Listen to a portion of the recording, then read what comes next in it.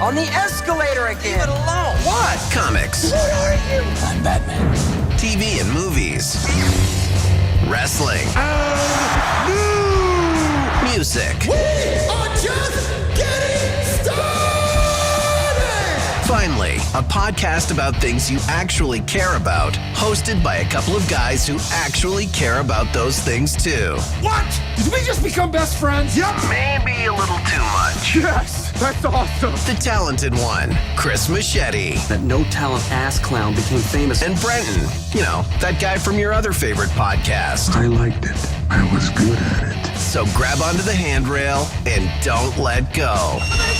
There's a little boy caught the escalator! This is the Kids on the Escalator podcast. Woo! Here's CM and BD. Ladies and gentlemen, please take your seats. The show is about to begin. Yo! Oh, it's a big show, eh? Hey, what do you got there? Wait, let me maximize. Oh, just the original figures from 1978 or 77, whenever that was. Whoa. Oh, well, I'm challenging anyone that's waiting in the weight room to grab their retro toys. Man, those are nice. Jedi Jimmy talking to you, buddy. But look at that shit. Yeah. Original weapons and everything, man. I saved these from when I was a kid. Can you believe it? I can believe it. I've known you a very long time. I can believe every ounce of it. So you need to find the Boba Fett, though, that has the rocket launching back there. Because some kid choked on it and ruined it for everyone. Thanks a lot, kid. Thanks a lot. Is this a parenting thing? Or is that a kid thing? Who do we blame there? Why would you shoot that down your... Where could I shoot this? Right in my mouth. That's right. Well, you know. Many jokes we could go childs and babies and stuff. It's all going in. Anyways, it's a giant episode today. We got a massive panel coming. We've got a showdown coming here. And we actually have an intellect on here too. So everyone on the panel, Abby's coming on. Come on. I got my coffee just so I can be alert for everything that has been going on. That's here. right. This is awesome. I've been really busy lately. It's been great though. It's been great. I've had time to research stuff. I got a shiny new haircut because apparently, and maybe people at home can relate to this who are working at home over COVID. You get pretty comfy at home. I draw comic books, so I'm going to sit at home anyway, whether we can leave or not. But during COVID, I've gotten pretty comfy in the way I looked and my laid back attitude towards my outfit. So I started with the haircut because my daughter said I was starting to look like what was the term she used? Bum? Like a bum, but it wasn't a bum. I think she said I look like a hobo when I go out. Same thing. We'll get the version from the dictionary. We'll get the but whatever it was anyway. So I'm starting with the haircut. But as I mentioned, I have one of those shitters-full hats that Cousin Eddie wore from the Christmas Vacation movie, and that might be it. I love that hat. Keeps my ears warm. Things Generation X. I got Generation X though, right? Compared to my daughter, which is what, a millennial? Is she a millennial? She's 25. She's 25. Yeah, I guess so. Okay, so I'm Gen X. She's a millennial. So there's where you get that too. Gen Xers don't. Did you know what they called? This is a question for Abby when she comes on. Maybe she can answer that. She's really smart. So Ryan says, let's effing go there, boys and girls, because he knows what's coming between Jedi Jimmy and Rooke. And he's here for the battle between them. And Wayne's here only for the blood and guts portion of the podcast. So there we go. We got some things to get to today. A couple of things for everyone watching at home. You can get in on this. We in the second part of the show today, we are talking NFTs. What the hell is an NFT? Exactly. And we've got a very smart individual who's selling NFTs, very knowledgeable and making money in that space and doing great. Lives in China. I played hockey with this guy, buddy, back in the day, man. He's in China. Sorry to cut you. He was the captain of the hockey team that we were the same age, and he was captain, and I would be assistant, and we played hockey together. So we're gonna have to hold back on those hockey stories, man. Yeah, and then he moved to China, not to play hockey though. What we're going to do is, in conjunction with that, we're going to give away some stuff today. So throughout the show, we're going to encourage you to go to kidsontheescalator.com and leave us a 30-second voicemail about why you like or dislike the Book of Boba Fett. This here is a brand spanking new print that Chris a lot clearer than that. You're going to get digitally into your inbox, and for everything, it's only going to be for a couple of people. So we're going to give that is away. New from Machete Comics, my friend. That is especially for the Kids on the Escalator channel. I penciled and inked it. It's all original Boba Fett stuff. And our colorist, my wife, Lonnie, she spanked out those colors, man. She's really good at that. I put some highlights in and did that, but she works the computer. So yeah, brand new artwork. It's going to be a digital download. So you can take it and get it printed full size for a poster if you'd like. From, you can go to Walmart to do it, even wherever you want to do it. And the other piece we're giving away digital download is one for your phone. So you'll have a screensaver, Kids on the Escalator, Machete Comics, Boba Fett screensaver for your phone. Okay. So that's what we're giving away with that. And I think all our guests on the show, look under your chairs. You're going to find a digital download as well. That's right. Right. So that's what we'll do. Maybe we'll send one to Dean. And no one spends more time on their phone than this guy, Chris Rooke. How you doing, buddy? What's hey boys, what's going on? Welcome to the show. Speaking of disheveled looks, he's there. Then our next guest today has just cracked the top 50 for Apple Podcasts. Unbelievable. Do you see the effects in that show, man? He's becoming an effects whore. He's amazing. He's only like 2 episodes in, and he's blowing the internet up. It's little Jimmy. It's James P. White, Jedi Jimmy, as we like to call him in the business. And how you doing, sir? And I'm 3 episodes in. Look at Molly, the preview episode. Here, 3 episodes in. 3. I'm on it episode 3. Better, Jimmy, if you would have went top 50 in the second episode. But if you want to extend it along a little bit, go ahead. You're on the 3rd episode. What happens in the 3rd episode? No, I started. The first one was a preview. The first was a breakdown of who Boba Fett was for the people I work with, like Lachlan Cross, who knows jack diddly squat about anything. Right. And we're gonna have a nice little showdown between Jimmy and Rooke today, because Rooke's bringing this game, and I don't know, he's got some stuff. And of course, Mikey P, back on board. How you doing, sir? Welcome to the panel. All good. I'm back on board with the show too. All good all the time. After episode 2, I think I've fallen into it now. Yeah, you are excited. So that's Mike. He was here, but he's. Hey, did you cut what you ready? Oh no, he's back. That's right. He's in on the show. All right, now everyone, listen. Everyone on their best behavior here for a minute. Fucking take it up a notch, boys. Careful. We have a female. There she is. Hey, that's right. Hey guys. That's right. How's it going? That's Abby. Welcome to the show. Abby the tweet, as she's known, but we call her Abby the Great. Hello, Abby. How are you? Welcome to the show. Thanks for joining us today. Thank you for having me. No problem. You brought Grogu as well. I'm excited to learn about Bubba Fett and Sorcerer's Stone. Oh my God, look at Lindley in there already. All right, team. We got a lot to cover today. We've only got about 30, 45 minutes on this panel. So we're going to, before we switch to NFTs and get rich on selling artwork like this and things like that for the masses, we got lots to cover today. Let's do First and foremost, let's start. We're going into episode 2 of this. A lot of predictions from the last time have come through. I know, Rookie, you wanted to see more huts and a whole bunch of things. Boom. There they were. Now, our last guests, Rookie and Mike, were on here before. Let's get to our new guests for a minute here and have ourselves a little chat.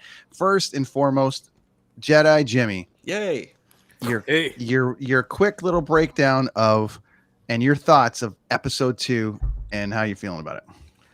I am so excited. There's so much going on, and I don't know how to explain it other than the fact that there's going to be a war, and it's going to be awesome. Like it's all leading up to a war between the warlords. Is where I'm going with this. Because so who do you think the mysterious bad guy is in this, my friend? That I'm not sure. I was thinking Crimson Dawn. You know what I mean? With what's her name? Han's Kira. old girlfriend there, right? Yeah, but I also heard a rumor that possibly Han is coming to this, so it could be. Oh, that would be Crimson Dawn. But it's just by this point though, Darth Maul is dead because he was killed. He was killed just before when Luke was a boy. So, who's running Crimson Dawn? Yeah, it looks like Quila is. Is that her name? Quila? Kira. Yeah, Kira. Yeah. It looks Abby. like he is. And you know what was funny? Oh, sorry. Go ahead. Just kind of sort of one more thing on top. Go ahead. Is that train scene was very much like a scene out of the Han Solo movie. So that was kind of relating back to that. Yes. Sorry, go on. And then the Pikes. Yeah.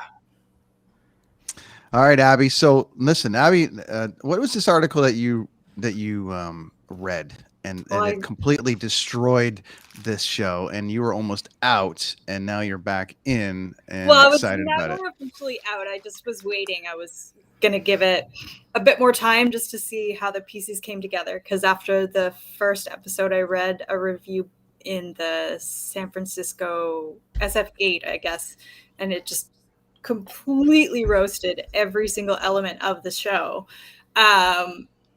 And so I was a little hesitant to give it a shot, but, Brenton encouraged me to try, and, I do like it. I do actually. So at this point, I would say it's still a little tough for me to follow, but I'm not as well-versed on all of the lore as a lot of fans. So that probably has something to do with it, but the way that they keep jumping around from but the straight entertainment value of it, though, the Pardon? straight entertainment value of it, like as a casual fan per se, are you like enjoying what they're doing right now?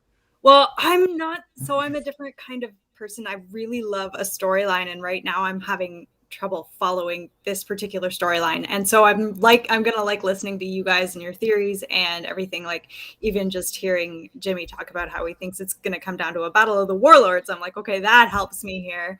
So that's good too, So I have a recommendation. Watch the last 2 episodes of this show and the first 2 episodes of Jimmy's show, and then you'll be able to start your own show on this thing, because there's a lot of stuff coming out there.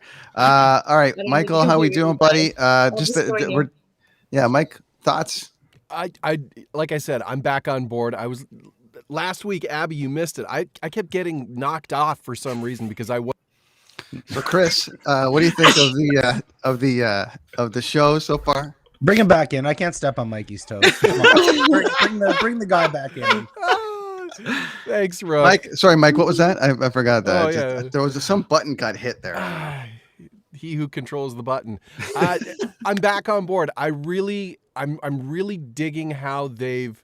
I know the flipping around, the back and forth is a little jarring. It's almost very Quentin Tarantino-esque, like a lot of jumping. I don't know where I am, but I do like how they're giving, I don't want to say human quality to the different tribes of the Tusken Raiders, because if you go back to the prequel trilogy, the Sand People, the Tusken Raiders were just bad, evil, horrible people.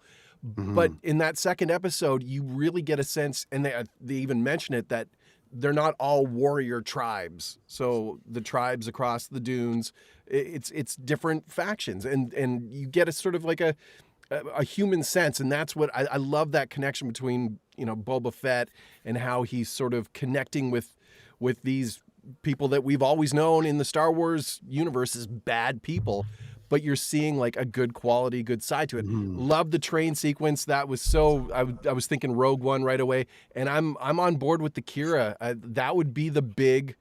That's going to be the big reveal, because if you bring Han back, what are you going to do? Are you going to do that de-aging thing and CGI, and it's going to look like garbage?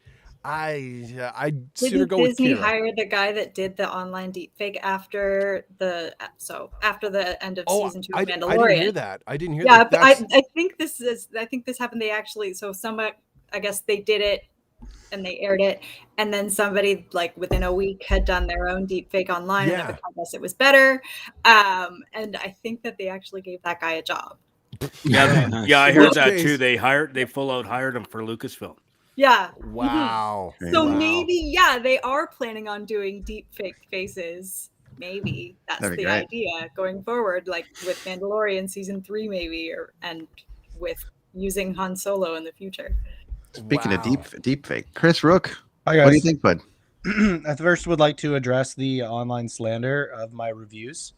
Apparently, according to some people on this panel, my reviews are as soft as a moist towelette. I disagree. And here's my defense. Star Wars is a intimidating world, as Abby said a couple minutes ago. And I'm trying to write a review that invites new fans into the universe, that doesn't use all of the jargon and scares people away. I'm trying to give them a nice cushiony, come enjoy the space western, enjoy all the fun, become a fan. The moment that you start getting into it too deep, you got people running for the door being like, I don't understand what's happening. So that's my defense of my soft reviews. So you're writing the Lock review. That's what you're saying. Correct. Lock, The Lock review. for my wife. Yeah, see, I hear what you're saying, dude. See, I got tired of doing the light punch ones, and I know what you're saying because that's how it started off as well. You got to bring it down, and then, dude, I got to the point where it's like, I can't. You know what I mean? Like, let's be the show where we go we really deep dive, and I really nerd it out for people, and they look at me like, you a this moist guy's towelette? nuts. That was just me editorializing. Who did that? That was me. Okay. It wasn't Jimmy because everyone's calling for a battle between you and Jimmy here. So I've said over and over, Jimmy will wipe the floor with me of Star oh, Wars. stand by. Here it is. Jimmy was totally shit talking your review, Rooke. Thanks. So I didn't say moist towelette, but I did call it weak. All right. So I think I even did it on air.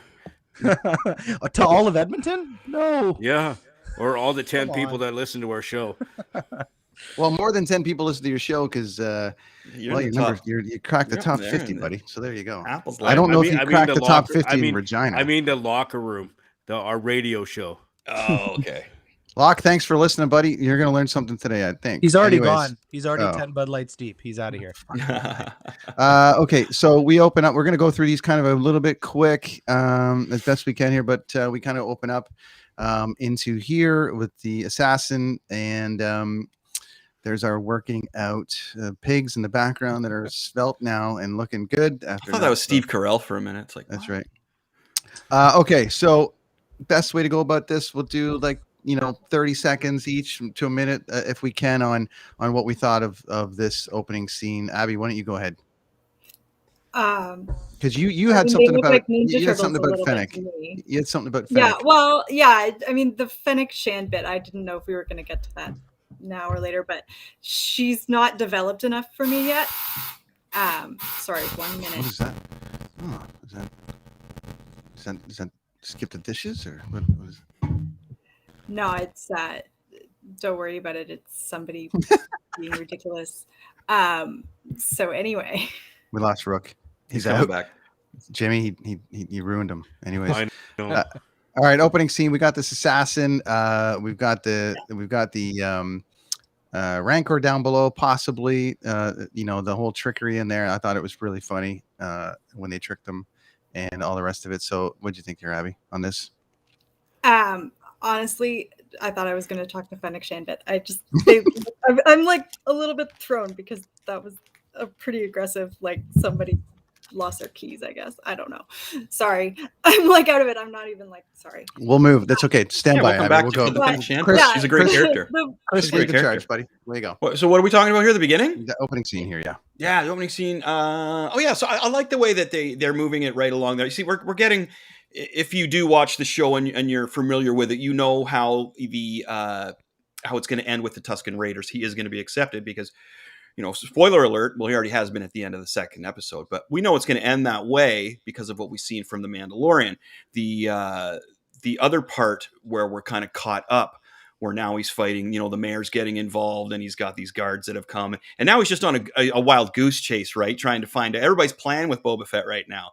You can tell they all know more than they're letting on. So he's getting run around, and then the Hutts come in, of course, which I guess comes a little bit later. But Fennec Shan is a great sidearm.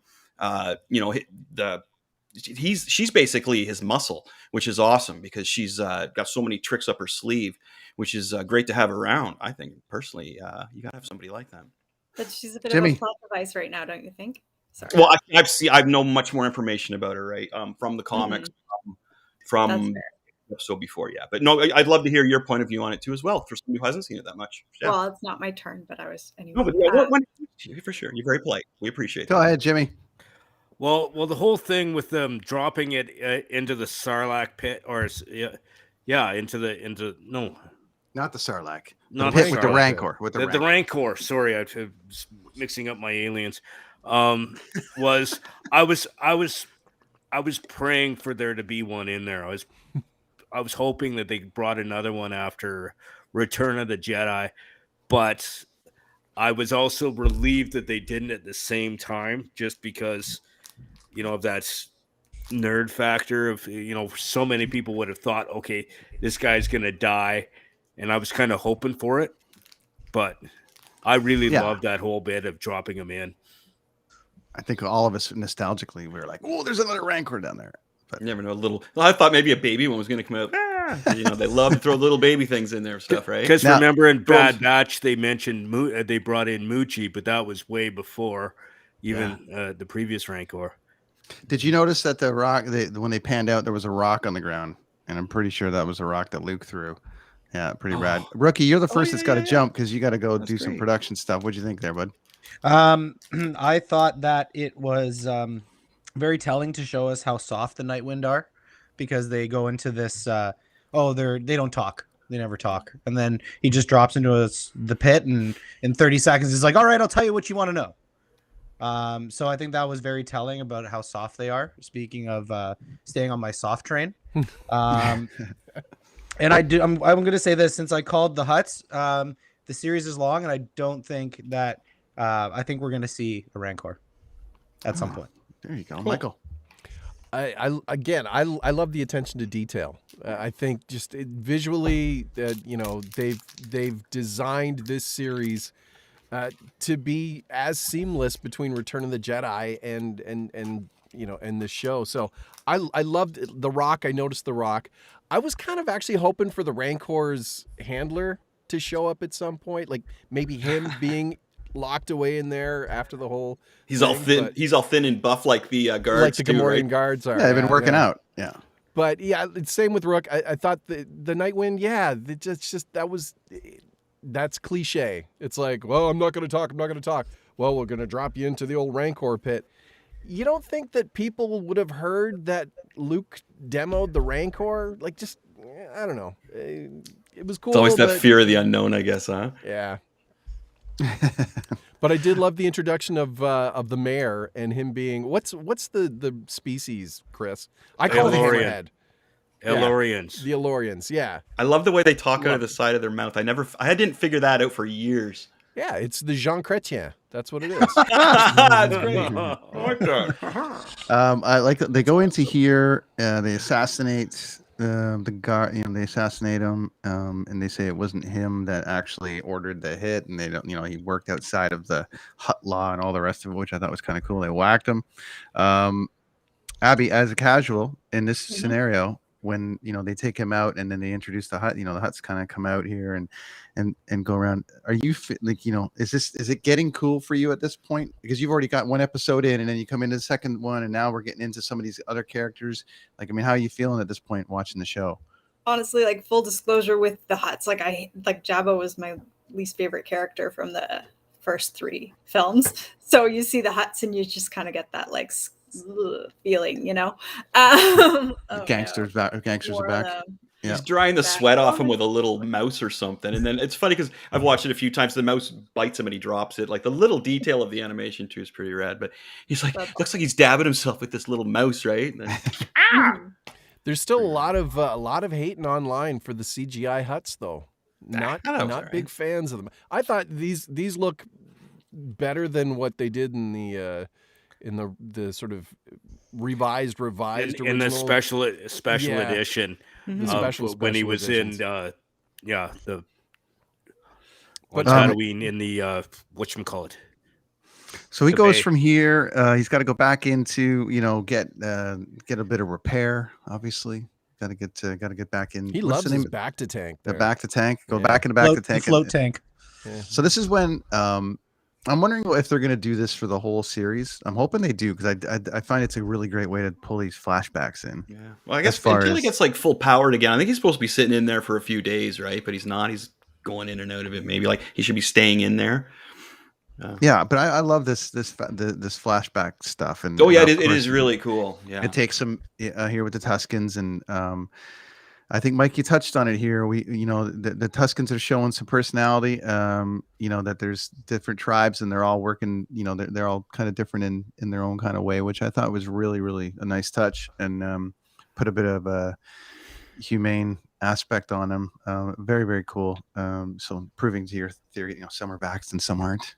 It's got a whole. It's a whole political issue there with the course. Tuskens. It's a whole political issue. Which is funny because I mean, I wasn't sure if Favreau and Filoni were gonna go political with Boba Fett, but it seems like they're subtly tapping into what's going on in our world, like in the real world. I don't know if that's a subconscious thing to try and sort of connect. Sorry, Mike. That's a movie called Don't Look Up. They So you need to go watch. they did that though with the Tusken Raiders in The Mandalorian as well. So it's almost like they're just sort of establishing this like wider kind of world as canon, right? Like maybe it's not. Maybe there are shades of politics in there, but it might just be more based on trying to give backstories to these tiny characters that you had this perception of because of one scene or one line, and that like the Mandalorian brought back Boba Fett first of all, right? So it's kind of like that's what Filoni and Favreau seem to be doing, is like a lot of taking these tiny little Easter eggs that Star Wars super fans would love and sort of trying to build them into this this bigger story within this gigantic galactic universe, right? Like the big bad biker gang that we see coming up. And they touch on sorry, I lost my train of thought, Mike, because I was thinking about the biker gang. Sorry, my bad there for a minute. But sorry, we touched on this on a couple of weeks ago. Jimmy, I think you touched on it in your show about how we're deep diving into Tatooine and we're deep diving into the surrounding areas. Like for me, I'm not, Abby, you were talking about not being as far in. I consider myself a pretty decent Star Wars fan. I don't even come close to like 3 of this panel. I think I'm more in the Rooke camp. I know everything, I think, for the most part, but like the train and like all these little things that were going on, that's part of lore that I haven't studied on as much as Jimmy or Chris even. And so it's really cool for me to see, that's what else goes on in Tatooine. That's something else that kind of happens. So I want to, before we get to this rad discovery, I want to get to, I just want to quickly get everyone's thoughts on how, we're doing on this episode as far as diving into some of the Easter eggs of Tatooine. Jimmy, what do you think of so far? So I really got blown away by the one part where he was like, where you mentioned where he was taking on those biker gang in the Tashi station, where the Tashi station was never brought up. It was referenced to in the early movie, but it was never, other than in the deleted scene, never shown before. And the 2 friends also of Luke that showed up in there from the deleted scene. That blew me away. Like, again, didn't Luke have a crush on the girl in there? Didn't Luke have a crush on her? I think he did. Yeah. But again, that was a deleted scene that wasn't in the original movie or even in the special edition.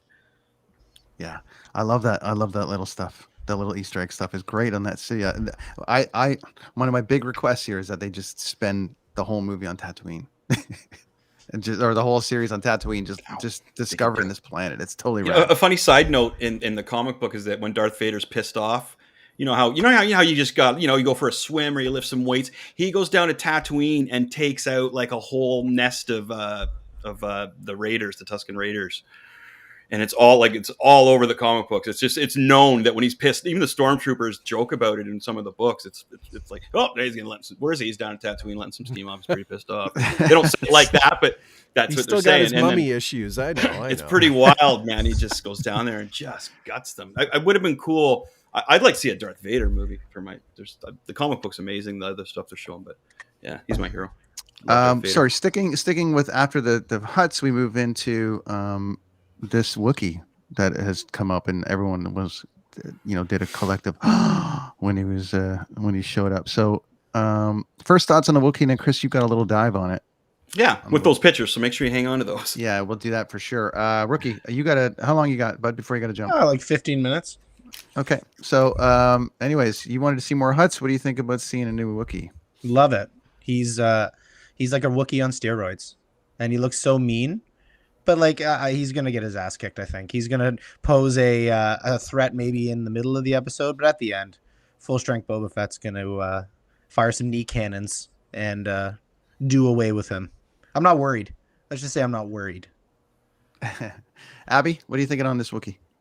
I think it's cool. Yeah, like again with like sort of building the universe. I'm into that. I'm a fan.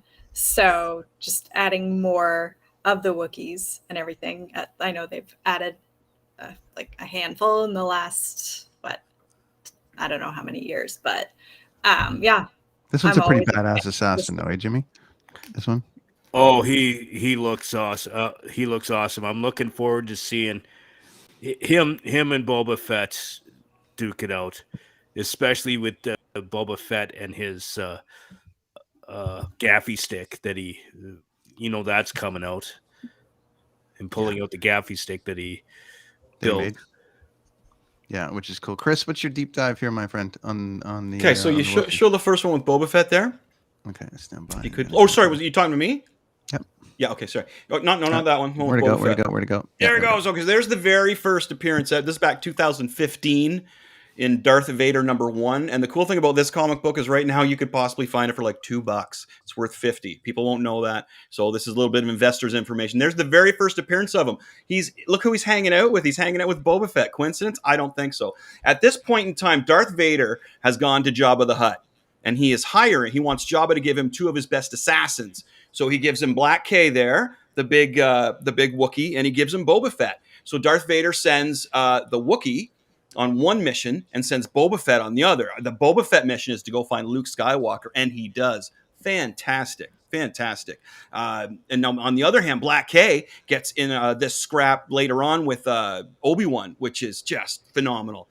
Too much to go into here. So there's his first appearance right there, Darth Vader #1, 2015. Okay. Now, if we keep moving on, now everybody's next question to me was, has he ever fought Chewie? Of course, right? No. One more, Brent, my friend. There you go. So there it is, Star Wars #14. This is 2016, I believe. And it's, issue #14. And there you can see there's Black K fighting against Chewie there. Now, Black K's long extension of his name, I can't quite remember, but he was nicknamed and called in the comic books Black K. So that was Dr. Aphra gave him that nickname. So there's Chewie and Black K fighting now. And who do you think won? Anybody? I'm going to go with him because I think he's known as like the baddest assassin in the land. No, at this point, he became a warrior for a while. He just gave it all up, and he just subjected himself to being like into these battles and stuff. But going on with just his appearances and stuff. Here he's fighting Chewie. Chewie lost, man. If you want to go to that other panel page, you can show him. There it is right there. So Black K pulls out some brass knuckles, pops Chewie in the noggin, knocks him out. And then the next scene I didn't show is Black K holding Han Solo up by his neck and about to kill Han Solo. So there you go. There is his first appearance in Darth Vader #1 Marvel Comics. 2015. You'll still be able to find it reasonably cheap at some places. Others you found not this so much. too, right? That's a later on issue. That was apparently, this is the cool thing that I love about this stuff, is everybody online is now looking for this guy's first appearance, right? Because he wasn't a very big character in the comic books. He was just a dude. So first of all, that was supposed to be his first appearance. And then people looked into it more. It's like, oh shit, no, he's in the back of this Darth Vader #1. So the day after the show, like the day after the show, everybody's looking for it. So they found it and they've narrowed it down to what it is. I have all these issues, of course, and the stories are fantastic. That one there that you showed the cover of it is where he gets in the battle with Obi-Wan Kenobi. It's just great because he goes after all the moisture farmers. He was working for Jabba the Hutt, right? So I love this moisture farming thing. So the Black K story though goes on and on. Later on, it starts to pick up. But he's one of those unknown characters that is making my comic book collection worth a lot more. As I say, that comic, man, I bought that for cover price for whatever it was, and now it's a $50 comic that goes in my collection. And everyone on the panel gets one today from Chris. Not from me though, from Brent. Because he bought 40 of them for $2. Nah, I got 2. I bought 2. I love how Black K is already memed up. I saw one great meme, and it was Tupaka, and they had like the whole bandana around. So I saw that. It's I think it's cool, and again to what Abby was saying, like you're getting more of these characters. We only knew of one Wookiee until the prequel trilogy, and then And then, for the longest time, Leia was apparently the only female in the galaxy. So, I mean, it's nice to see that they're expanding. There were a few here. other ladies on Jabba that day. I feel she a wasn't couple the of only Twi'leks one here and there. there. But I mean, go back to A New Hope. I mean, New Mon Hope, Mothma and Princess Leia pretty much had the free reign of the galaxy. So I don't think there was any women on the Death Star at all, was there? this is pretty misogynistic, I would think back. No, then. I don't think there was. Blew up.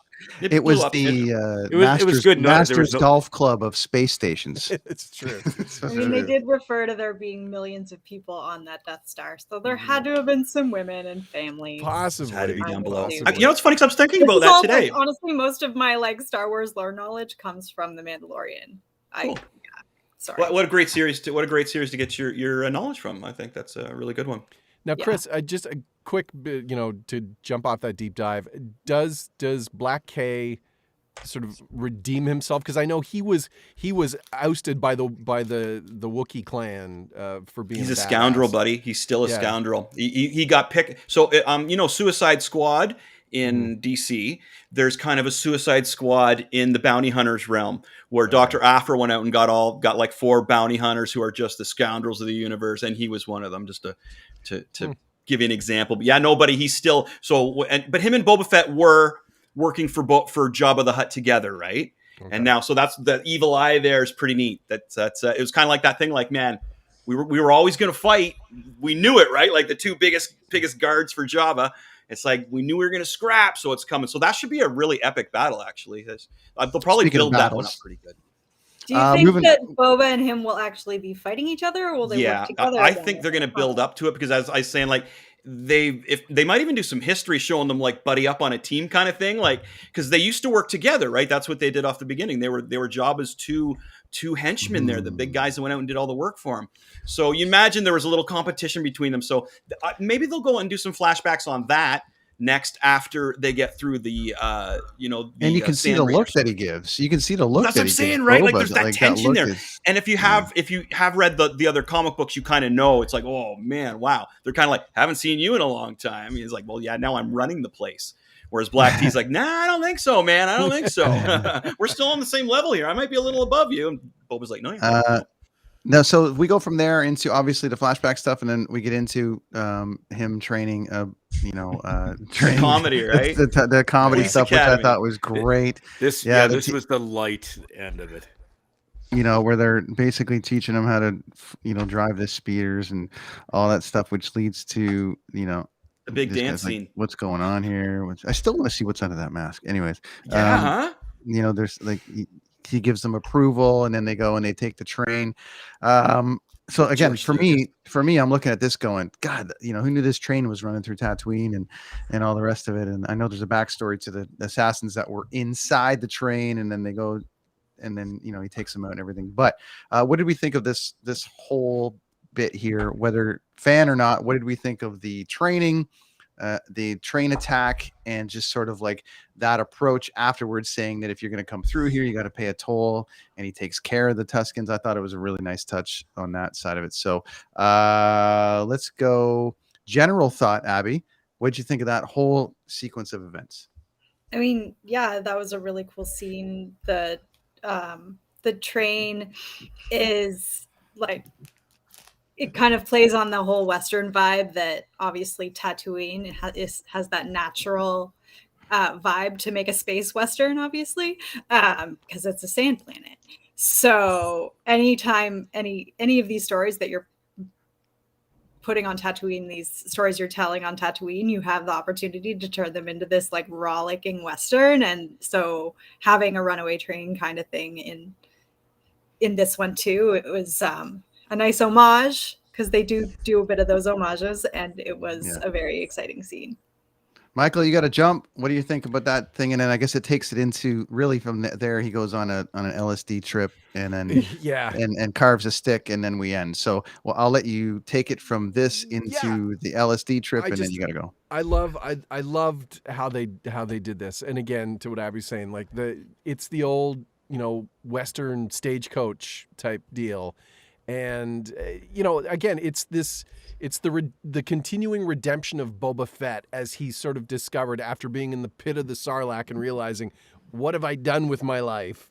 And now I have this second chance, and now there's a kind of redeeming of Boba Fett and getting into, the whole peyote, trip that he does, and getting the piece of wood to make his gaffy stick, which I thought was very, very cool. And it's sort of like that. You've got the lightsaber, how deleted scene from Return of the Jedi where Luke builds his lightsaber that they cut out. Now you're getting sort of a different, I want to say different culture's version of the lightsaber and the building of the lightsaber and the ritual behind it. I think that's, again, it's really cool how they're diving deep into these sort of, smaller stories that hardcore fans probably wanted to see a long time ago, but you've got the greater Star Wars universe. I love how they are dipping into some of this stuff. So again, they pulled me back in. I was a little worried after episode 1, but Favs, he's got me back in, and I really dug how this episode wrapped up to what you were saying, Brent, how it's like, you got to pay a toll now. So like, don't F with me. And you guys, this is your land. You know this land like the back of your hand. So don't feel like, you have to be lesser than. So again, going back into a little bit of a political sort of thing here. So I loved it. I'm looking forward to episode 3. I want to see what the Hutts do, and I really, really want to see who the big baddie is. And I think we're going to get it sooner than later, because there's a lot of... I don't think we get it till episode 4, because, at the end of episode 3, because Chris likes to see these things in threes. So, okay. Yeah. Fair enough. Okay, I'd ask you, Mike, where people can find you, but I'll answer that today. Turn on your TV. That's where you'll find Mike. I'm there somewhere. I'm there. Thanks, buddy. Hey, thanks, guys. We'll do this again next week, and it's very cool. And congrats, Jimmy. You are going up to number 1 with a bullet. Well, especially after being on this show that's number 1 in Saudi Arabia. Anyways. Don't say that. Vince is on the other line. Vince is on the other line. Number 2 in Saudi Arabia? I don't know. Vince will delete us. Yeah, Vince will delete us. Talk to Abby about that. Okay. Peace, thanks, brother. buddy. Okay, guys. Cheers. See you, man. See you, Mike. That's Mikey P. Heard everywhere. Jimmy. Okay, going from the what did you think of this whole Tuscan thing and everything? The whole Tuscan thing with the train. The train again was the whole Western vibe. It's the cool thing about the way this was done is, for people who don't know all the backstory and stuff like that, this is a cool way of bringing in like a space, Western kind of thing, and the train, and the train fight and just them. But it also develops Boba Fett's character a little bit more, because he's always been known as the loner, as the guy who's totally on his own. He doesn't work well with others. He's leading a group and teaching them how to take out this train of pikes and the smugglers. And I thought that by itself develops him a little bit more as a leader than just a lone badass. And he's super smart, right, Jimmy? He's like Boba Fett's super smart, man. Yeah. He's taking a nice meticulous, to Mike's point, he's kind of woken up from the Sarlacc pit, and he's like, oh man, I guess I gotta figure this shit out. Yeah. And he does. He's smart. He's pacing himself. He knows what he's doing. And he was in the Sarlacc pit from storyline they worked out from 1 to 3 days. That's how long he was in the Sarlacc. 1 to 3 days. We were discussing that last episode, and I was like, oh, I heard 5 or something, or 15. It was between 1 to 3 days. I don't think because he was out of oxygen, and he had to take it from that stormtrooper. Mm-hmm. Rookie, your turn, buddy, and then you got to jump. Yeah. So I really identified with Boba Fett teaching the Sand people how to ride the speeder bikes, because that's basically how it goes when I have to teach our more seasoned contributors how to use Restream or upload their podcast. I'm just like, you have to upload here and go here and do this. And they're like, what? I'm like, settle down. We'll figure this out together. Awesome. So I really identified with Boba teaching the unteachable. And then with the train scene, for me, what stood out, I really hope that the leader of the Sand people takes on more of a role, because he's so badass. When he was working his way through that train, the scene where the two guys were behind and then his head popped up and made eye contact with Boba Fett, and then he went down and both guys got pulled down.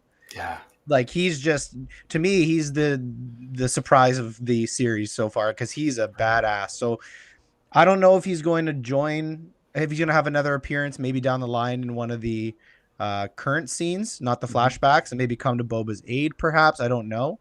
But I really hope to see that. And since I'm 1 for 1 on predicting appearances, my prediction for the next episode is Cobb Vanth. Oh, that would be amazing. Oh, yeah. Oh, Cobb Vanth, right. Yes. That would be really cool to see him come back as well. Yeah, I was thinking Cad Bane. Sorry. Yeah. That would be Cobb cool Vanth in episode 3, episode 4, Bosk. Nice. Bosk? Those are my predictions. Oh, man, Bosk. If Bosk was in, I'd be like stoked. There's Bosk. Boom. But Cobb Vanth is quite a ways away. Mos Espa and Mos Pelgo quite almost on other sides of the planet. He's gonna get wind of what Boba's doing and come. They have a thing. He's coming. Jimmy, it's space, buddy. They can get there in 8 minutes. Haven't you watched TV before? This is taking place before The Mandalorian, right? In timeline, is it? No, this is taking place immediately after. Right. Okay, sorry. I'm thinking flashbacks versus. But the flashbacks are before. But the part with the whole Boba with the huts and all that stuff is after. Right. Yeah. Okay. And like me and Chris were talking last episode, how I think that it's going to all tie into season 3 of Mando. Would not be surprised if we see Luke and Grogu at the end. Okay, so one last thing before I let you go, Rooke. I'm going to minimize us, and you and Jimmy got a battle because we've had a request for a battle. So it's you and Jimmy. We got 10 seconds to rip the shit out of each other. Here we go. Hi, Jim. How are we? Okay.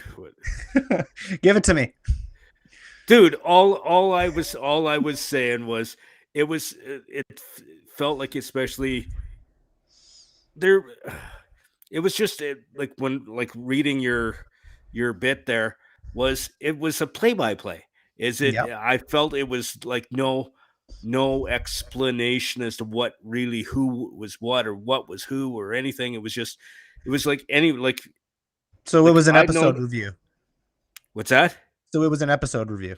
Would you call that an episode review, or it was like watching a hockey game and having some guy telling you what's going on if you know nothing about if you're blind, like if you can't see the game. Like it was like you were just reading that's just my opinion. It was like you were reading the script. Yeah. Rather than an explanation as to what's going on and who Big K was or where they were and what's like who were the Tuscans, and that's just my thing. It was no nerd. It was just Star Wars light. Yes. Okay. So it was exactly that, watered down Star Wars. Okay. Yeah, exactly. And me, I love your show. Big fan. I tune in every week. Wow. So cheating bastard. I crap on him, and then he says, "I love your show." Big fan. Hope you do well. Man, I would almost feel bad if I had a conscience. Locke beat that out of me. I love you, Jimmy. Love you too, Rooke. Thank you for Good everything. stuff, fellas. Nice work. Rookie, get the hell out of here and go produce the network. This is how you go live. Kelly. Click the live button and restream. Yeah, that's Bye, guys. Bye, Take care, buddy. And then there was 4, and then we're going to go into, so speaking of not having a clue about what's going on, we're going into NFTs next. So anyone wants to learn something, stick around for that, because we got a great guest on who knows everything about NFTs. Okay, so we'll roll through this here at the end. The dance scene. Wade says, sorry, you should have nunchucked his ass. Sorry about that. And there's Jimmy McDermott too. Hey, Jim. Yeah, and Rooke with the low blow, and Jimmy McDermott. Hi, gents. There we go. Thanks for tuning in, guys. Okay, final thoughts then on episode 2 and where we want to see it go from here. Jimmy, go ahead, buddy. So, as I said towards the beginning, it's going to lead to them to Boba Fett going to the leader of the syndicates and going, hey, I'm going to take out the Hutts, kick them out of my area. And it's going to go to a full-out war. It's going to go to a war between Boba Fett and the Hutts. But he has to obviously get permission, because it was even referenced in there. They're like, hey, no, we can't kill them. We need to get permission first. So before he goes to war, like, I just feel that happening, and that's why they're going so far into the Tuscans, and him being part of the tribe is he's going to join the Tuscans who are going to help him, and possibly other friends that he's made along the way, like in Mandalorian. Yeah, the big battle. That makes sense, huh? Yeah, I could see that happening. And then there's got to be some big guest star at the end, right? Like to blow everybody's mind, like that Luke one at the end of Mandalorian. Who called Han Solo? Somebody called Han Solo. Yes, I called Han because there's a rumor that he signed to do a Star Wars project as Han Solo, and he just finished filming some stuff in London. Harrison Ford? Yes, Harrison Ford. So this is around the time frame that's like, obviously Han's still alive because this is 25, 30 years before he dies. Is he wearing an earring? Is he wearing his earring and really angry all the time and yelling at stagehands and grips? At this point, I think at this point he'd still be with Leia, right? So, but there was like, they alluded to the fact that they spent like however many years pretty much married but apart, right? Like he could never leave the galaxy behind, right? Yeah. That was in, I think, episode 7, but yes. And went into the whole thing that he's going to go back to do what he does, which is as a smuggler, being a scoundrel. Yes. Playing which I thought was cool. Which I thought was cool in the Force Awakens. His real soulmate is Chewie, not Leia. Yeah, right. And then that would explain to Kira coming in, and leading everything that Darth Maul led before. She basically took over. That is what I'm thinking, and she's probably a little higher up than Boba Fett. So if Han Solo's coming in, that's a perfect call for his ex-girlfriend to come in, and here we go. Then everything's wrapped up in a nice little package. It makes sense. And the big war in there, I can see Solo coming in at the end of the war or something too, right? Yeah. Come on, Chewie. Abby, what do you think? Final thoughts on episode 1 and 2 and where you want it to go. What do you want to see more of as the casual? You're going to learn what you need on the inside. Earlier, I do want a bit, because I don't have the comic backstory, so I do kind of want them to build that into regarding Fennec, right? Because right now, she sort of is a plot device. She is always the voice of wisdom. She's his, like, anytime they're in the thick of battle, she saves their ass, right? Which is great. It's awesome. But like, so she's obviously one of like the best assassins in the galaxy. We've established that. She's also incredibly smart, obviously, as the voice of reason all the time. So why is she an assassin or a mercenary or whatever, and not like a senator, for example? Like, what is her backstory? Chris, that's something that I would Jimmy, like them to Can you actually answer? Can you answer that for her? Well, I think it tells you in the Mandalorian, at whatever episode she was in the Mandalorian.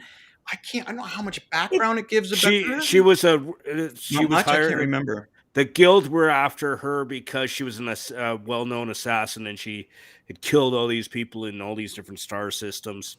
But also in the Clone Wars and also in the Bad Batch, she was part of the syndicate of assassins and that went after the different characters, like Omega for one. And I hope they bring her in. It seems like she's in the Bad Batch. She lets Omega go, correct? Yes. So that is another element. Good in her, right? She's like one of like she was supposed to kill a child and chose not to, which that most people would say, yes, that's good, but a seasoned assassin, why is she? Like, I want to know more about Fennec. Yeah, definitely. So I think from the point of what we've seen, she was affiliated with the rules and with the bad guys' rules and fighting for the syndicates and stuff. And then she decided, like, screw this, I'm going to go and be a bounty hunter. I don't know if somebody invited her to be a bounty hunter, if she had that would probably make a great story. It could be in a comic book somewhere, it might be. Comic books are great for exploring more detail of the feelings and layers of characters. But yes, they're not, you're correct. They're not showing a lot of layers with her character right now. And they could be. Like, give her a flashback, and they could probably answer a lot of stuff in a half hour. But yeah, like what drove her to go away from the controlled syndicate where she's making, for sure money, to going to the way of the bounty hunter where, I have a thought then. Maybe they'll dedicate a whole episode to her.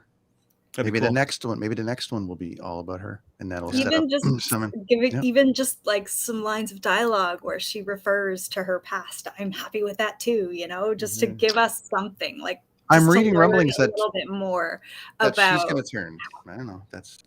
Sorry? Any truth to this? I'm hearing rumblings that she may turn. Well, she shouldn't. She's got a life debt to Boba Fett, so we'll see how trusting she is, because she's got like the life debt that Chewie had to Han, and we saw how that went. He was pretty reliable. Chewie was, right. Look after the princess. Chewie, yep, you got it, no problem. All right, friends, that's it for segment 1. Jimmy, nice top 50 in Canada, buddy. Tell us where we can find you online and all this stuff, man. Come on. It's the Jedi Jimmy podcast. I am on the Dean Blundell Network. And my social media, my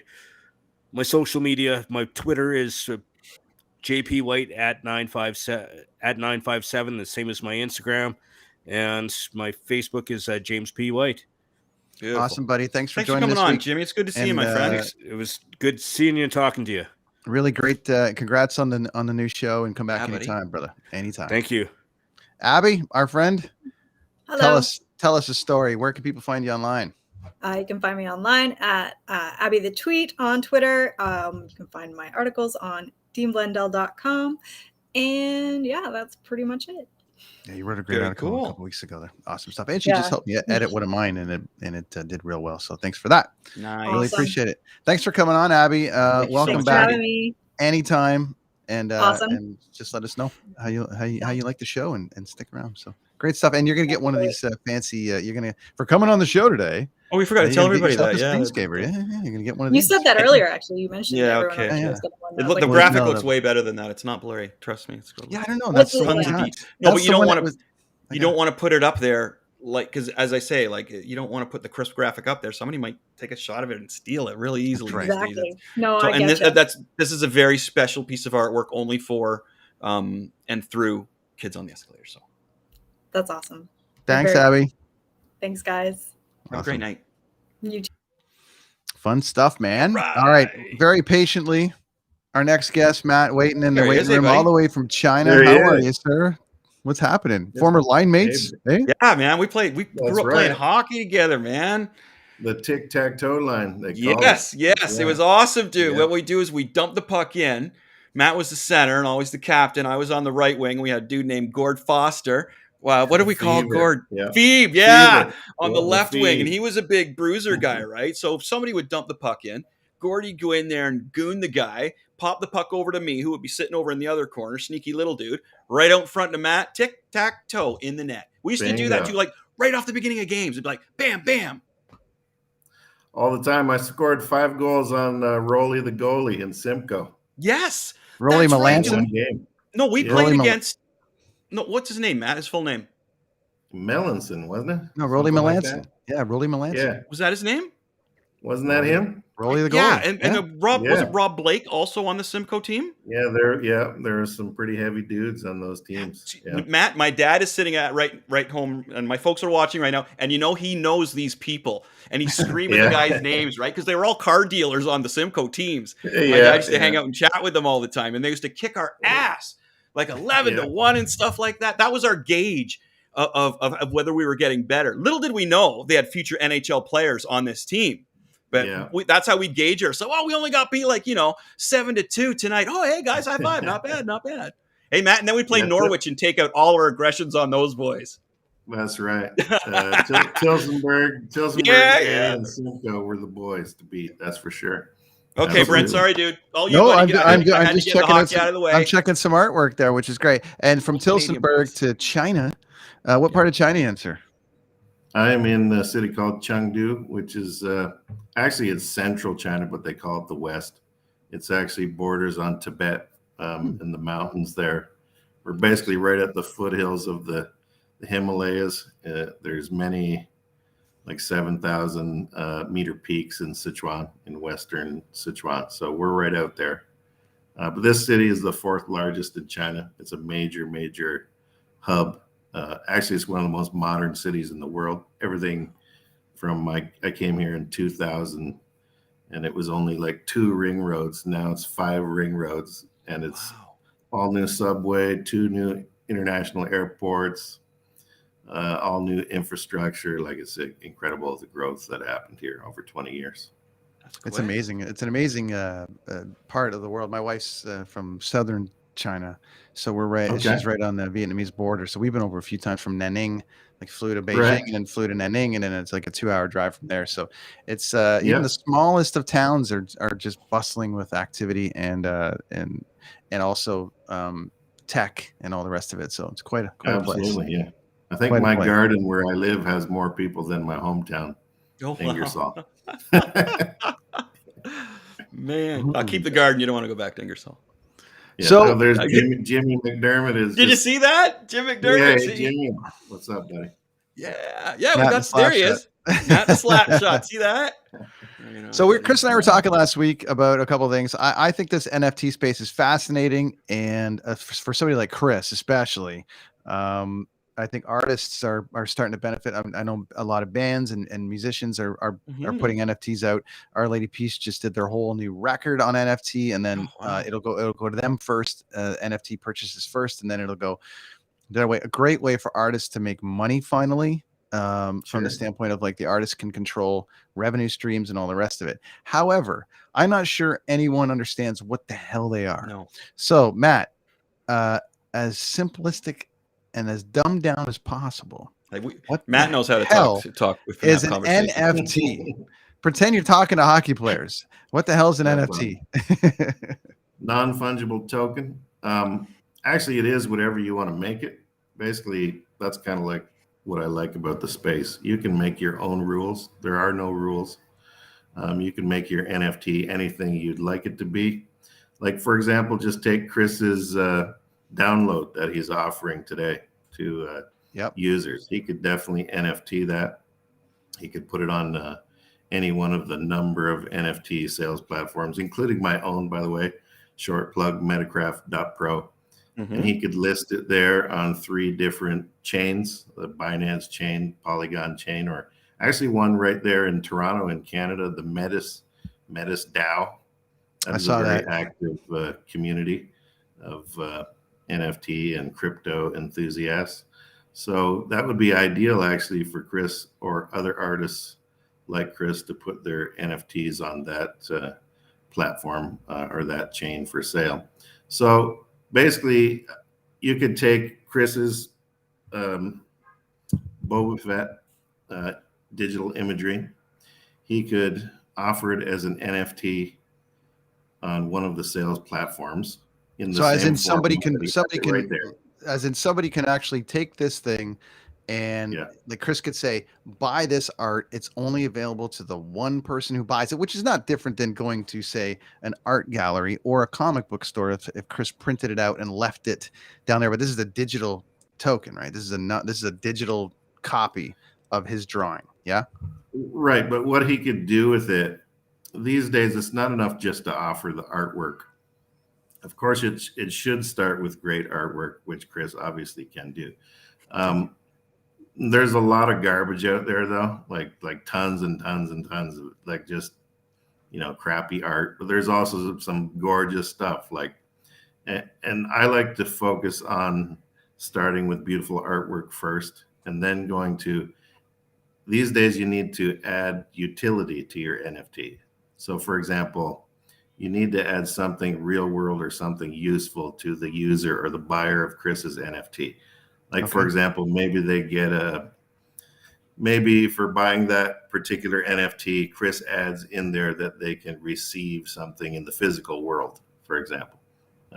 Maybe he sends a tattoo design, or maybe he sends one of his comic books directly. He could do things like that. Or he could offer some space in the metaverse. The metaverse is basically, people say that you can't describe the metaverse, but to me, it's a series of experiential VR worlds.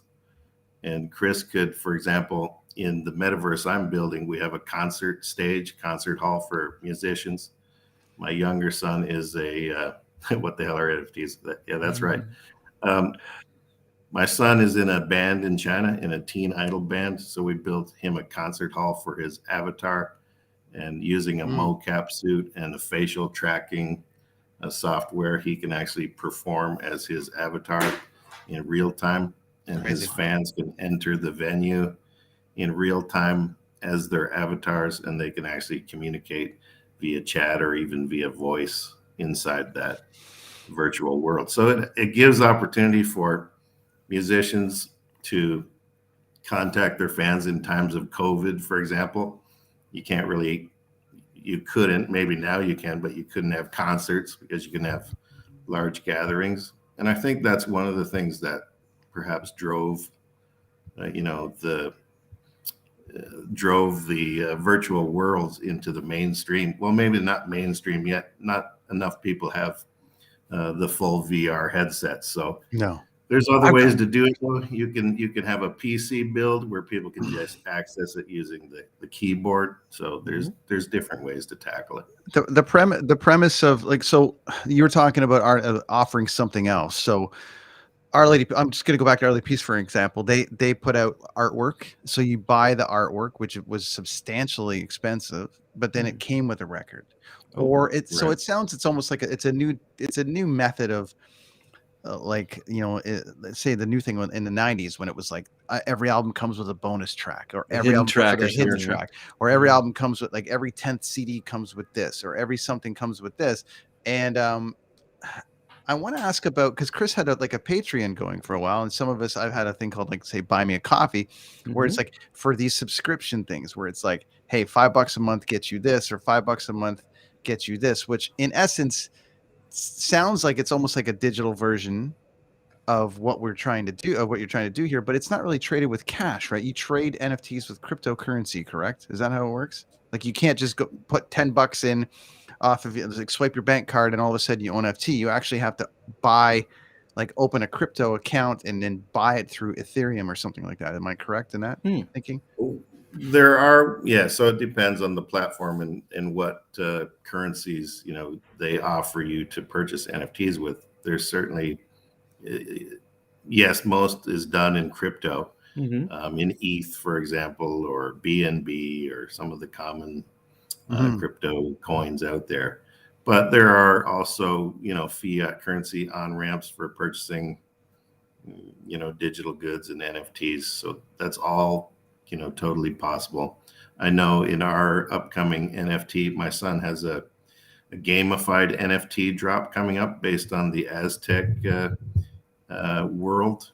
I could actually demo that for you if you wanted to see a bit of the game later. And we built a wrapped app, which basically will allow for people who don't have a wallet, don't have a crypto wallet, they can still just go in with PayPal or whatever typical. That's important. Currency. Yeah. Because my buddy Mike, who's watching right now, put me onto Binance. Okay. And this is Binance. This is Binance. And I, was messing around with it, which is still pretty, complicated. I'm on I'm trying to learn about it as much as possible. But, Binance was sort of my introduction to, transfer this to that and then buy this. And then that's how you can buy crypto. But I think I think crypto or NFT could blow up massively if people had an easier way to purchase it. Yeah, and I think there's a lot of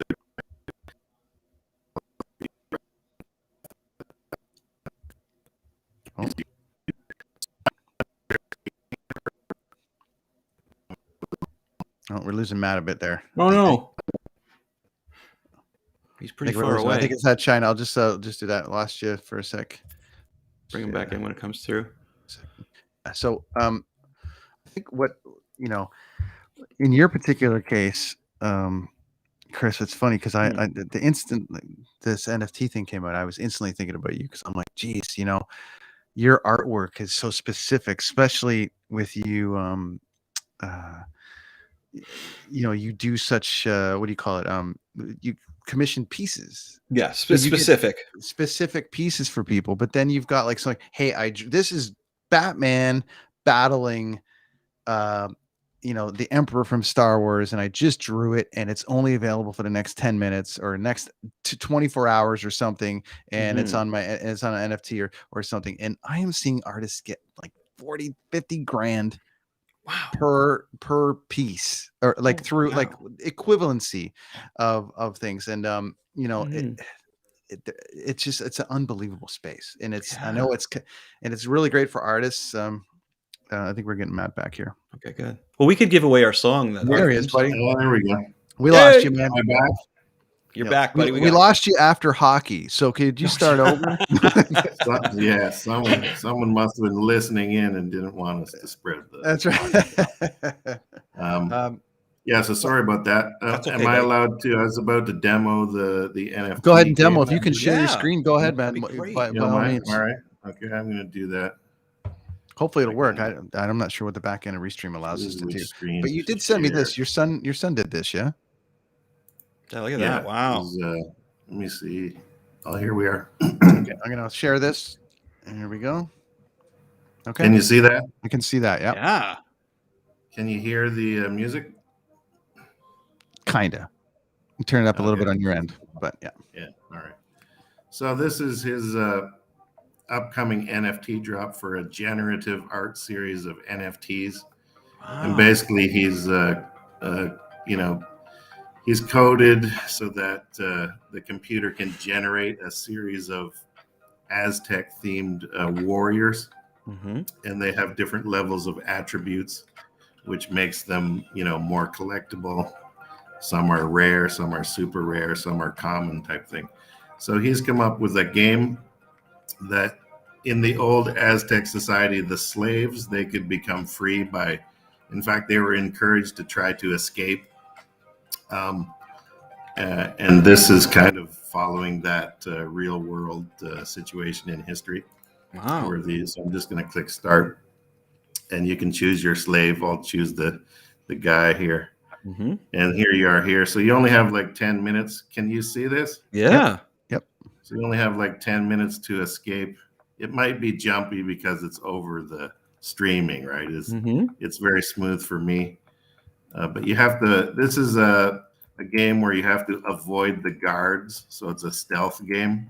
And you have to find your way up to the top of the temple to Montezuma's room. Wow. And if you can get past him, he's sleeping in his bed up in the top chamber. If you can get past him and get out the door, then you can win one of the NFTs. But it's very, very difficult game. Most people, they will. Sorry, he created this game. You compete to win, and if you win this game, you win an NFT. That's right. Yes. Now, does it cost to play this game, or this is free to play? And then if you pass, if you win, then you win. Or do you have the beta is coming out. It's free to play in the beginning, and then of course, as you know, with most games, you start adding features. We're going to add chests in here where you can find tokens. Very cool. So there'll be a complete token economy that that the game supports. So it's not just the NFTs, but also there'll be a native token for this game. I'm already lost. So he built all this. He built all this that we're watching. Yeah, he built all this in the last month. Yeah, look at that. It took about a month to put it all together, but he's much better at it than me because he knows the map. So he kind of cheats, right? Because he built it. That's so cool. I'm just running around and lost here, so I'm probably going to run out. It's got a Minecraft feel to it, though, which is going to appeal to so many kids. Oh yeah. There's and a guard here. I'll show you how the guard can, maybe I'll just call the guy. Hey, Nate. You're in your way. Game here. Oh, I'm going. Okay, I'm going to. That's awesome. I'm just going to go and run out the guard. I can show you how he catches you. So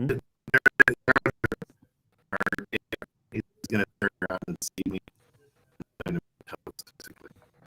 Oh, I hit him. And see, as long as you stay out of his line, I got back. Okay.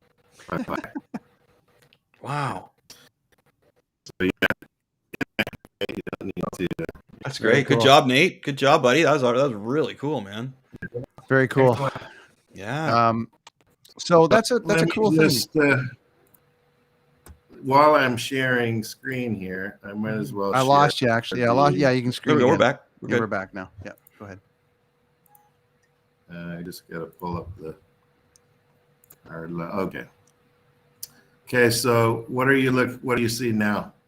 Don't see anything right now. You have to reshare that screen again. We had to minimize it for a second. There we go. I'm going to take you through a little bit of my NFT story, if you don't mind. Sure. So can you see this picture here? Yeah. So this was my very first NFT that I ever did. That was in April or May of 2021. This was the world's first. You can see at the top of the screen, and if people Google that, they will find out the information behind it. This was the Rebuilding the Tower of Babel, world's first community minted NFT, which basically meant that you have to attract a community, which we did with the Metis DAO. This is our partners in Toronto that I mentioned before. And we put together like 2,560 tribes of people who were competing to be able to buy a piece of this NFT, kind of like a puzzle piece. We called them shards. And in the end, 256 individuals were winners, and they each won one piece of this NFT. And then what we did was we had a minting day where all of those pieces were put together, and it formed this final work of art, which was then auctioned on OpenSea, which is the largest NFT platform out there, sales platform out there. It actually sold for 16.1 ETH, which at that time was about 52,000 US dollars. Wow. So it became like my most expensive paint. Like I sell original artwork, about 100 original artworks every year, because I'm a painter now. Since I semi-retired 5 years ago, I've been painting. So I sold a lot of paintings, but actually it's just funny that this NFT became my highest price painting. Yeah. So if it sells for Ethereum, right? Obviously it was right. saying it sold for Ethereum. But my question is, so everyone that had a piece of it, what did they buy the individual piece for? So what we did was in Ethereum versus what it was worth in dollars.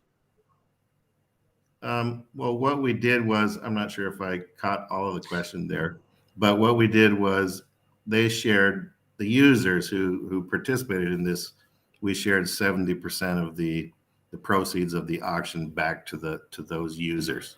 Gotcha. So this was a first of kind type of thing. So in essence, they invested in it. Yes. So Canada and the US jurisdictions don't particularly like that, especially in Ontario right now. The Ontario Securities Commission is not too friendly towards crypto, in my view. Actually, a lot of the exchanges have pulled out of Ontario and even Canada. I'm not sure what's up with that, since I haven't been back home in a while, but yeah, Ontario is definitely not a very friendly jurisdiction when it comes to crypto and trading. Hopefully that will change in the future. So we couldn't offer this to Canadians. Oh, wow. Yeah. I don't know why these guys I guess they don't like the decentralized nature of it, and that it's not regulated. Government likes to regulate everything, but so that's one thing I like about the crypto world, is that it's impossible for these guys to stop you from doing what you want to do. It's pretty cool. Yeah, can you see this here? Yep. Oh, wow. Yeah. Hollywood Reporter. Yeah. So my background, started when I came to China. I co-founded the first English language newspaper in Western China, the Chengdu Daily. That led to me getting into writing and also into the art world and publishing. So this was my first sci-fi screenplay that I wrote. It actually made the cover of the Hollywood Reporter at the Cannes Film Festival in 2015. This Nice. is my artwork here for my sci-fi trilogy. So you guys were discussing Star Wars earlier, and this is kind of my Chinese-themed Star Wars. And for the past year, we've been building out a massive VR game, a main title called SXD Andromeda. It will be coming out. Actually, we're ready to release the first planet and the first downloadable pack imminently. Actually, it's ready to go now. We just want to add a few more bells and whistles. So it might be a show that you're talking about in future episodes. Wow, very cool. Yeah. And here's my Mosaic NFT drop page. If I can just plug it. Oh yeah, let's see that. Absolutely. .realnifty.io. If you go there, this is the drop page. When you do an NFT collection, you should build a community of followers who know about your upcoming drop. That the drop is the day that you're going to release the NFTs to the marketplace.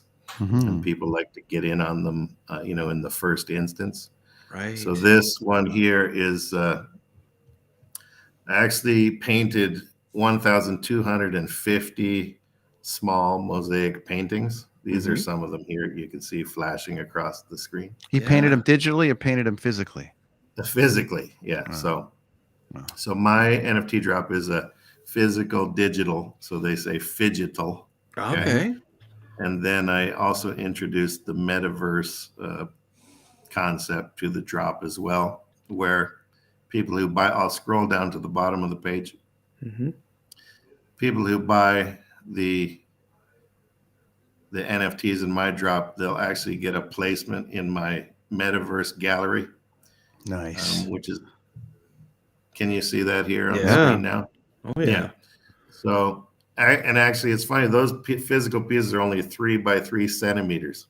Wow. So just a little over 1 inch square each. Yeah. But when you blow them up into, an NFT and a digital image, that was the hardest part. Actually, was photographing 1,250 small pieces in two. One was a face on, and one was an angled shot, so it would show the texture. That was the hardest part of actually doing this drop, and it took me. In fact, I just finished digitizing the piece because I had to do 2 of each, so 2,500 pieces I had to digitize. Wow! And I just finished it yesterday, actually. So really? I'm happy to, So the drop will be happening soon. Let's just put it that way. So Matt, let me ask you before we let you go on this thing, that when it comes to this, like for Chris, for instance, let's go, say basic brass tack. Chris has got this. He's got Skeletron, right? Well, let's go back. If we had the picture, One sec. picture, and then we put our theme song available with it, because we have that theme song that's all done. And absolutely, yeah, that can be added. What I'm saying is, I want to go to the basic for a second. Oh, okay. So you've got Chris has created this comic Skeletron, obviously, which he's got offered in digital, and he's offered it in hard copy, which is fantastic. I think it would make a fantastic NFT from a digital standpoint. I think that comic space is doing well, and he created this for the show for our people that are watching, and we're going to give it away to them.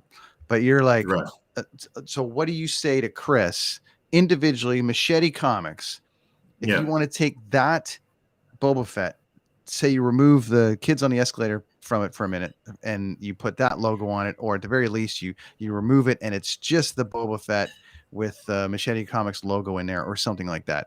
How does he do that? How does he get it up and offer it as an NFT? What's the first thing he's got to do?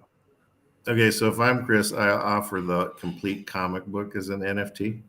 So you can post an image as the NFT, but behind the image is unlockable content. So once someone buys that NFT, it will unlock the link so that they can access Chris's Skeletron comic book series. And he could then offer that one special edition graphic of Boba Fett as a bonus for people buying his comic book. That's what I would do if I was Chris. And I would then also have a presence in the metaverse. He could have a Skeletron avatar and build a Skeletron world, maybe his lair or wherever he hangs out kind of thing. Yeah. He could definitely build that in the metaverse. It's not difficult to do. This could probably be done in 1 or 2 weeks. Wow. This kind of thing. And he would then be able to take people or his fans would be able to go in avatar format into Skeletron's lair. Maybe he has NFTs hanging on the walls there that people can interact with. Mm-hmm. They can click on the inquire button on that NFT in the layer of Skeletron. They can buy that. That will take them to the sales platform page where they can buy that NFT. There's all kinds of interactivity you can do. You can put mini games inside Skeletron's lair. Mm-hmm. Maybe you have to shoot something. Maybe you have to find something.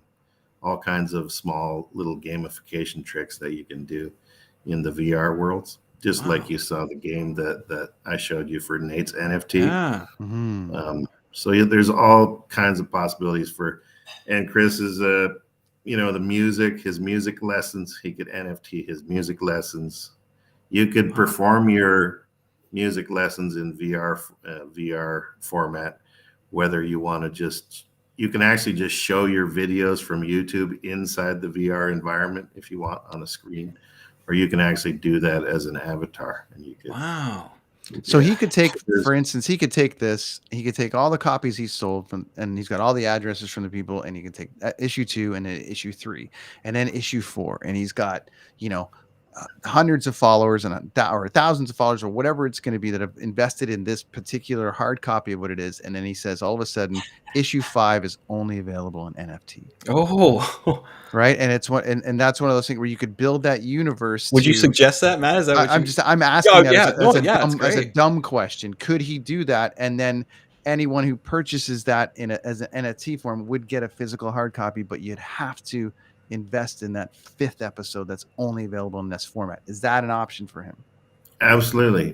The rules are whatever you make them. So Right. if you want to offer the cover page of your 5th issue and people then unlock the content that's available from that, absolutely you can do that. Let's remove Chris from the equation for a minute. Let's say somebody like Abby, who was on the show, who writes books. Mm-hmm. Okay. Mhm. Or let's say Jimmy, who's got his podcast, or anybody for that matter, who takes a picture. Hey, man, I just took this picture. I actually took a great picture in China years ago. Mhm. That gets a lot of Yep. compliments. And I'm like, geez, so what do you do? How do you take that thing and go Sell that photo as- now what? Now what do I do? I've got this and now I want to offer it. You go, there's the blockchain, there's all this stuff, but you're like, you need to go to here, you need to click here, you need to upload it to here, and then you need to start your thing. Is there a process there to simplify it, or is it actually still complicated? It's not complicated at all. You can go to any number of NFT sales platforms and list your NFT. All you have to do is log in. You will need a wallet though, so that's the first step. Yes, what is MetaMask that? That's yeah. What's that? So you need a crypto wallet because you're gonna have to spend some gas fees. Mm-hmm. Actually, So if you have MetaMask is one of the easiest ones to use. It's pretty self-explanatory. If you just Google it, you'll figure it out, Mm-hmm. and you can be set up in like 5 minutes. You're gonna have to add some crypto into your account.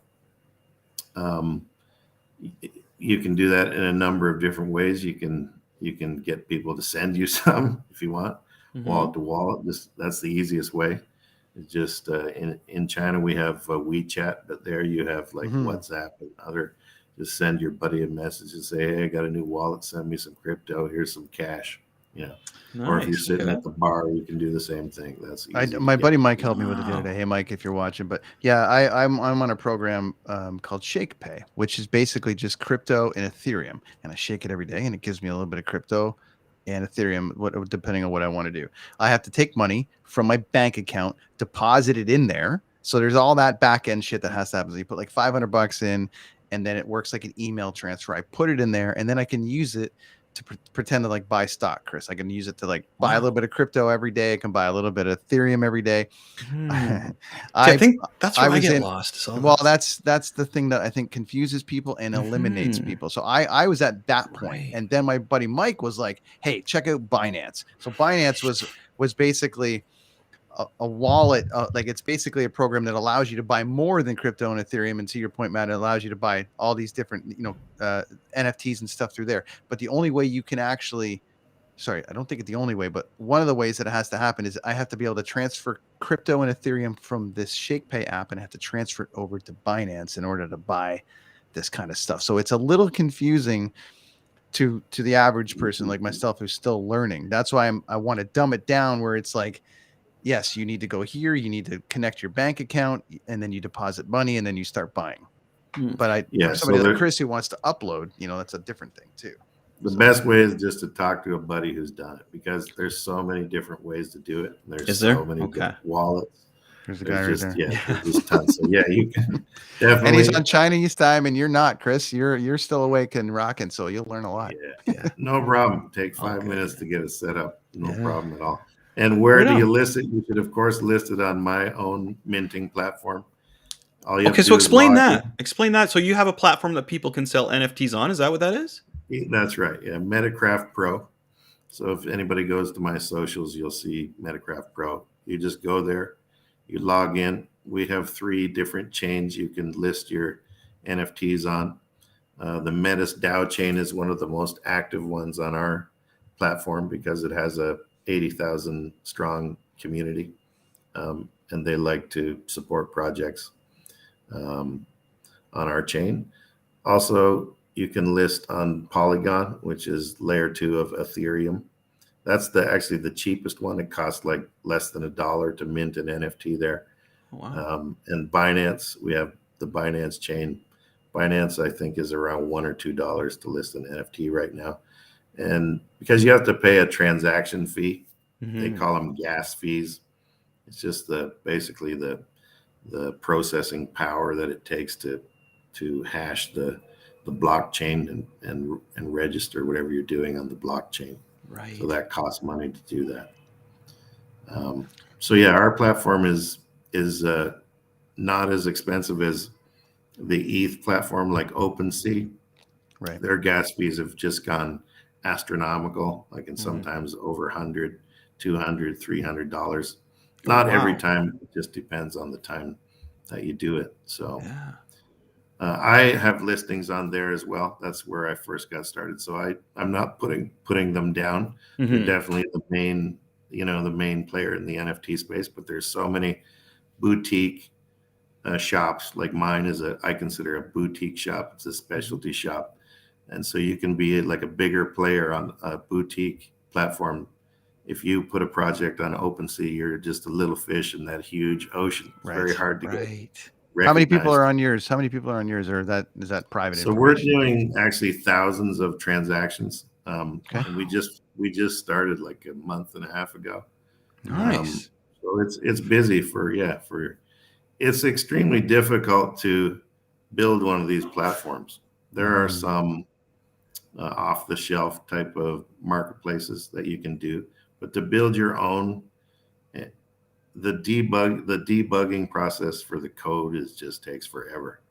Really? And we're still adding features all the time, and the coding is more difficult than people think. I bet. And the debugging is the big issue. The testing and debugging takes a long time to get it right. Right. That's really interesting. This morning, when you have some success, then you come under attack. This morning, we suffered an attack on the website. Oh, so we try to limit those. You don't want to. You pop your head up too high, and you're going to get attacked, kind of thing. Gotcha. So you have to kind of try to avoid that as much as possible. The perils of online. I want to find old video footage of you two playing hockey and sell that as an NFT on the My dad might have something. You never know. He might have something. Gracious Gary, come on, buddy. I still got the shirt that said Enforcer on the back of it. Remember those, Matt? We all got what did you have on the back of yours? I can't remember that one, but say you hi to your wanted- dad. I mean, he used to save me a lot. Sometimes my dad worked the night shift, so Chris's dad had to fill in sometimes as the driver to the games. He loved So, that yeah, stuff, say hi to buddy. your dad, and He's our watching sponsor. right now, Matt. My mom and Yeah. dad are watching Okay. right now. Did Gary ever pick us up from a gig, Chris? I can't remember, but yeah, I don't know. But Hockey well, all Matt, the time, you'll though, come man. back. Matt, you'll come back, and I'm sure you and Chris will be talking tons because I think this is something, Chris, you need to jump into right away. I agree, man. I agree. That's Um, great. And I think, Matt, you should come by regularly and give us updates on what's going on there with all you got going on, because you got some cool stuff going, my friend. That is awesome. It's good to talk to somebody from the other side of the world. You know what I mean? It's really cool. We appreciate you making the time for us at this time. Problem. And it's morning there, correct?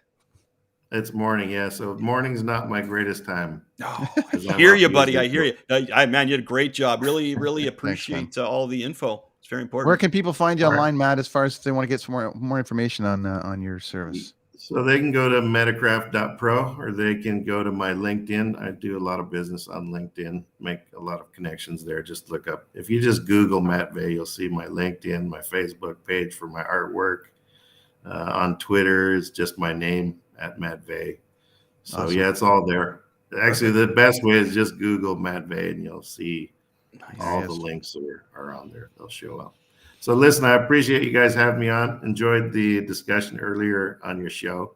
Very cool. And at some point, I'm releasing the metaverse, our metaverse this month. So I'd like to bring that on your show. Absolutely. We would love to just hit us up. Let us know when you want to come back on the show. We'll just when you've got dedicate an a show open to it. invitation. I'm starting to travel, Matt, in a couple of days, so I might be out of the loop for a week, and maybe you and Chris can take over for a week and just do NFTs. So there you go. I think that'd be great. All right, sounds good. Okay, Have buddy. a It's good good one. to see you, Matt. Thanks, Yeah, Matt. take care, Appreciate man. it, buddy. All right. Take All right, care. take it. How about that? Right on. Right on, Keep man. your head up and your stick on the ice, right? We're covering a lot of ground today, folks. That We're was a covering big a lot one. of ground, and hopefully, if that's a lot to take in. But watch this thing go back and kind of, we tried to break it down, but it's going to start with, you need to get a wallet. You do, which and you basically explain you what got to the go to deal is there. Binance. You got to go to Binance or one of these to get a wallet, and it's a bit of a process. But check it out. I mean, I'm not very bright, and I'm on the entry level of it, and I'm learning a little bit as we go. But we still got one more thing to get One to. more Chris thing. went So, to the yeah. comics. Chris went to the comic book store today. SBT Comics, and man, Mark is such a great guy there. We're going to do a lot more things, especially it'll get better once COVID's done. I'm going to do some workshops down there. Man, all this free stuff. I got this free card packaging that they save them in. I got this card. I don't know baseball, but I got that guy.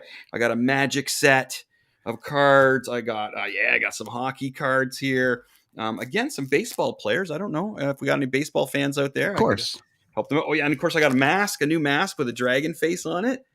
So it looks like I got a dragon face. They gave me a mask. I got a Pokemon patch. I got a Pokemon. You put it over your stick. booster shot. Yeah, I put it over my booster. I didn't. Yeah. Anyway, the sticker, and I got a greeting card, a Pokemon greeting card. So some Pokemon stuff. Oh, look at all that stuff, and plus I got some comics, of course. Now I know we're pressed for time. We're gonna wrap after this video. Okay. We'll wrap after this video, but before we do that, just a few things to encourage people to do. Reminder to everybody that because of what's going on with the NFT, we are giving away a digital print. Yes. Please. Yes. Visit us over at kidsontheescalator.com. And it's way clearer than that. It's way clearer than this. It's super high def. Chris has designed this Boba Fett. Has designed this Boba Fett. And what's going to happen is basically we want you to go to kidsontheescalator.com and leave us a voicemail. You're going to click the little microphone in the bottom corner and just say, I love the Book of Boba Fett because it's really cool. Or you can be like Lachlan Cross and be like, I hate the Book of Boba Fett because I hate nerds. So we could do something like that. We don't care. We're going to pick. Don't know why you do that if you want a Boba Fett picture, though. But whatever. We're just encouraging traffic to the website. And we want you guys to go there. So kidsontheescalator.com. Leave us a voicemail. It's a digital download, so you don't have to leave your house. We will send it to you. We will send it to you. And then you can either transfer it straight to your phone for your screensaver and or you take it on a little drive, one of those little portable drives. Oh, right. One of these little things. And go print it up. Pop it on there. Go to Walmart or go to, one of those things. Yeah, I'm tired of Staples, any of those, buddies. Yeah, they'll print it out for you. And everybody that was on the show today, we're going to send you some as well. All my friends that were on the show you today. guys Okay, can so print thank it you up very and much. do all that stuff, and Chris will sign it digitally for you as well. Yeah, Chris, I think we need a picture of Jimmy in Jedi form too, there, Jimmy, buddy. Yeah, we'll have the beer can in one hand. We'll have the lightsaber in the other. Jimmy, I think that's what we're gonna do, buddy. This has been the Kids on the Escalator podcast for another Monday night. Man, that's a long show. We got another 7 minutes of your time that we're going to ask you for to check out Chris's visit to SBT Comics in Kingston, Ontario. We're going to go there regularly. This is the first one. We'll be back next week, friends, with a review of episode 3. And then I'm going on tour, so we'll figure out what's going to happen after that. But that, my friends, has been the Kids on the Escalator podcast. That is Chris Machete over there. I am Brent from the Brent on Tour podcast. New episode this week with Mercedes Nicholl, 4-time Olympian. Rest in peace, Bob Saget. Sorry, buddy. Rough go. Good times. Rad dudes. Thanks, everybody. Bye, Mom.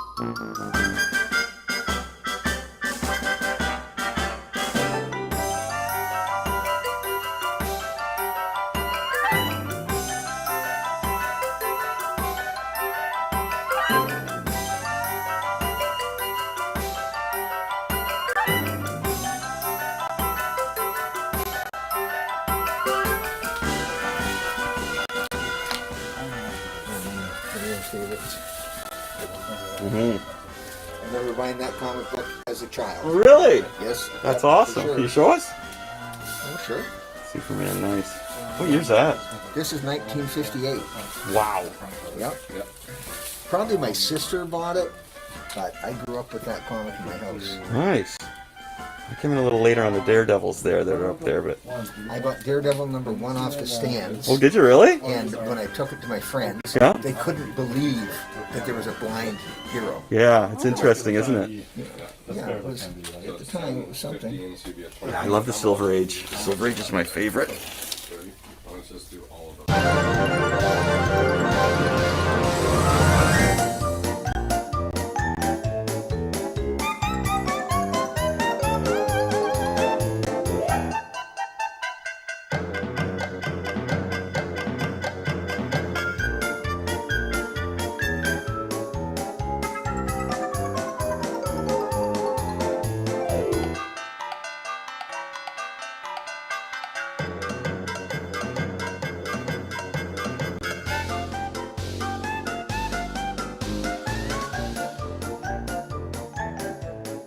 My local comic book store. This is Mark. He's the owner. Great guy. What I have is called a pull list, and what that is I can pick out the comics that I want. Mark will put them aside for me because he's a rad guy, and I don't have to fight and stress out about trying to get good copies of something that is really popular that maybe I would miss out on. All right, so tell about the pull list and show where it's at, Mark. So what you do is first you want to decide what comics you're going to read every single week or month. You come in, you give me that list, we set up a poll. So in the folders over there, you put your name on it, and every Wednesday when new comic books come out, before the store opens, I pull yours, or Chris's in this case, so that when he does come in, he just says, can I get the comics out of my pull list? I grab them out of his folder. In this case, we got a bunch of Spider-Man, some Bounty Hunters, and a Venom. Perfect. That's how easy it is, my friends. So it's a good way so I don't miss out on anything. Occasionally something comes out and it's so hot that it's gone.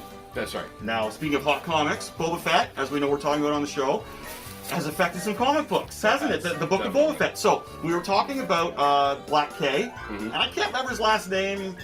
Anyway, I was panicked when the camera's on. But we do know he's a Wookiee. He's huge. That's right. And the big debate online is, where's his first appearance? Yeah. Where is it, Mark? So right now, Darth Vader #1 appears to be the first appearance.